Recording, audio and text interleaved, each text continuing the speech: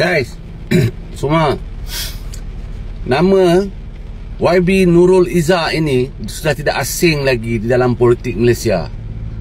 Namanya mula disebut, mula dikumandangkan oleh rakyat bermula dari 98 ketika Datuk Seri Anwar Ibrahim difitnah, dicaci, dihina.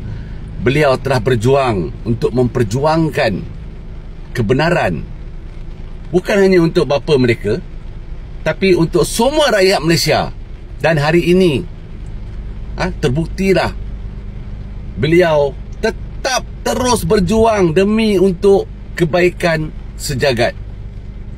Jadi hari ini aku nampak Nurul Izzah ni adalah seorang tokoh pemimpin yang perlu kita angkat, perlu kita pertahankan, perlu kita naikkan beliau semula ke dalam arena politik di Malaysia ini dan membawa terus ke peringkat antarabangsa kerana perjuangannya, keikhlasannya, kejujurannya, semangat mempertahankan kehidupan orang lain yang mana akan membawa kemakmuran untuk semua, memberi isyarat bahawa kebenaran, kebebasan,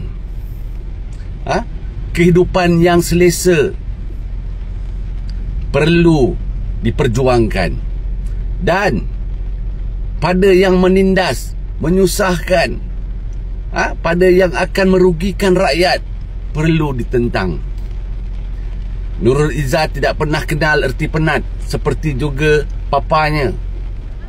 Akan terus, sama ada beliau mempunyai title ataupun tidak, beliau tetap terus perjuangkan kebenaran, perjuangkan kebebasan, perjuangkan keamanan untuk semua.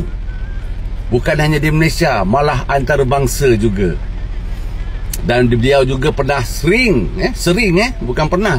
dijemput ke pentas-pentas antarabangsa untuk memberi speech tentang kehidupan manusia, tentang perjalanan